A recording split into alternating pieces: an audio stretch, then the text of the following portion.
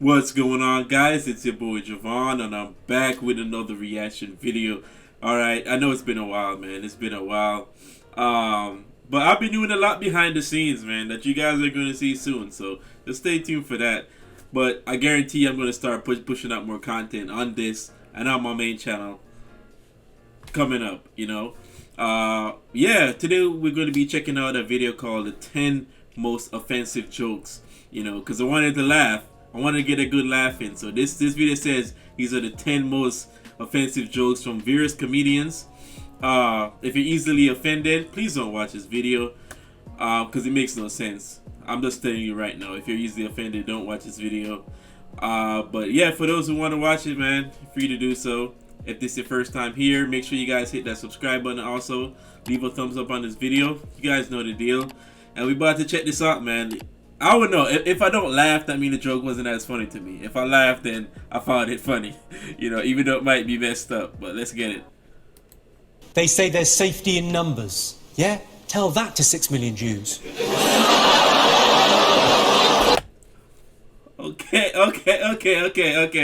Alright. Now I see what I got myself into. These comedians going all out. So like I said, that's just the first snippet. That should decide if you still want to watch this video. Let's try this back, man.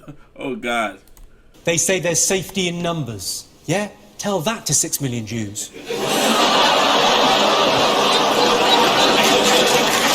Oh, God. I did a big charity gig last year for autism. And like most people, my only experience of autism until recently was Dustin Hoffman's brilliant portrayal in Rain Man. But I've just got this new house in London, and the neighbours were coming round going, oh, yeah, hi, poking their noses in, basically. But I thought, you know, I'd be nice to them for now. When I get a big gate, they can fuck off. And one couple, they've got an autistic son.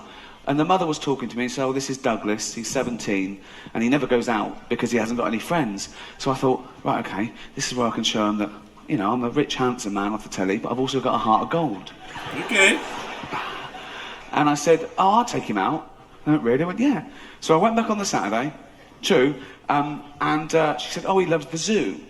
And the zoo's only about a mile from my new house in Hampstead I live. And Who is this? I'm walking along the street with Douglas, okay, and he doesn't take his eyes off his mum all the way along the street like that. And his mum's in the doorway, and she's waving to him, and she's crying, right? Eventually she shuts the door and she goes indoors. I hailed a cab and said, right, take us to the casino. So, you got to make it work for you, haven't you? So, I signed him in. He had a little suit on and everything. I thought, this is going to be brilliant, okay? I went straight to the blackjack table. That's their best one. I don't know why. They're brilliant at that. I went, okay, Dougie, you know the score. Bet 2 for good and 1 for bad. Do you understand? He went, yeah. I went, hoo. So I was betting. I was about £1,000 down in half an hour. And I went, sorry, hold on. Douglas, do that thing. Count the cards. Do that thing. Tell me when there's a good card coming. Tell me about 2 for good. Do you understand? He went, yeah. So I was another £1,000 down. I thought, what sort of an autistic...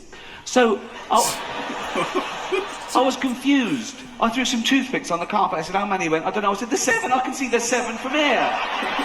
Oh. Wow. Why did I get that one? Oh, God. So I took him back home and I said to the mother, there's been a mistake.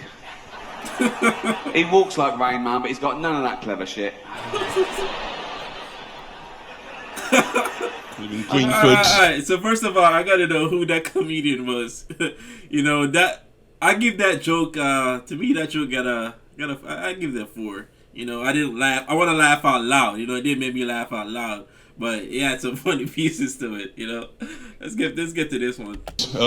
I live at home with my mum still. He's a lot of UK. Thank you for that judgmental silence. No, I like to get out of the way from the top, you know, because I've come to realise that, you know, some people do have a bit of an issue with the fact that I still live at home with my mum. I did a gig not too long ago where I got booed off stage for saying I live at home, right? I walked out, I went, hey guys, how you doing? My name's Nathan Caton. I'll tell you a bit about myself. I still live at home with my family. And as soon as I said it, the whole audience went, boo, boo. I said, all right, man, chill out, gosh. It's the last time I do a charity gig for an orphanage.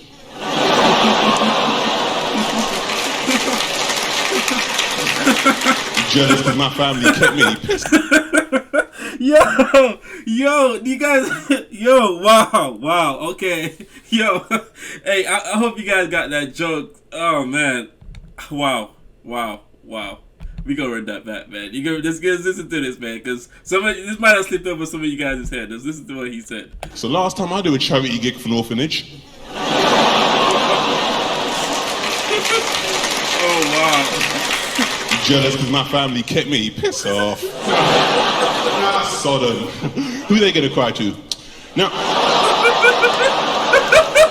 There's one girl who was pregnant. I knew she was gonna keep it, frantic bitch. I didn't know what I was gonna do, but then a miracle happened. She had a miscarriage in the toilet stool. I know you think that's fucked up, but wait till you hear this. I had to act like I was sad about the shit.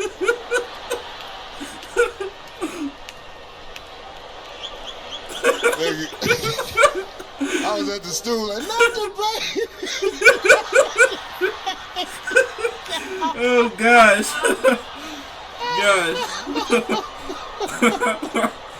Oh, man, I need some water, man. I need some water after that.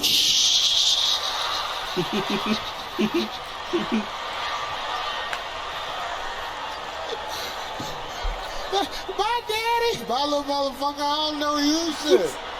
Wow. If only Africa had more mosquito nets, then every year we could save millions of mosquitoes from dying needlessly of AIDS. Wow.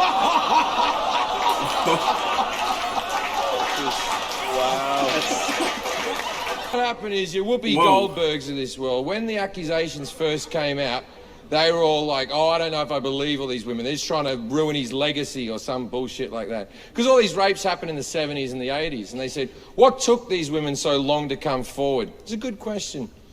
I think it's because, as rapes go, they weren't the worst rapes now, were they? He never held them down and fucking raped them. He used to drug him and finger him a bit. And I've had worse Christmases with uncles.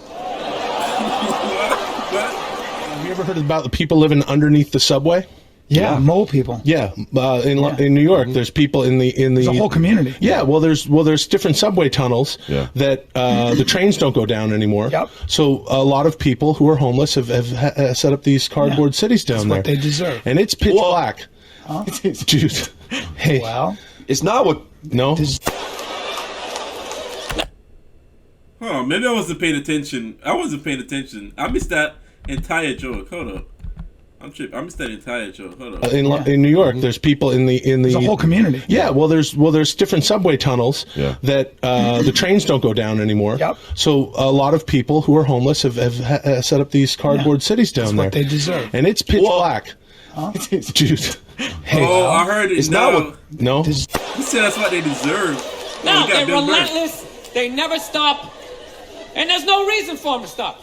You know why? Because you can't hit them. That's what it is. Think about that. There's no physical ramifications for being an asshole when you're a woman. Do you know how much of a dick I would be if it was socially unacceptable to kick the shit out of me? Carl, any more? Oh, tell that story that you were telling me about your dad when he was driving. Well, it's just that you were talking about, well, I mentioned Forrest Gump. Yeah. And the Forrest Gump types. When my dad was when he was a taxi driver. Yeah.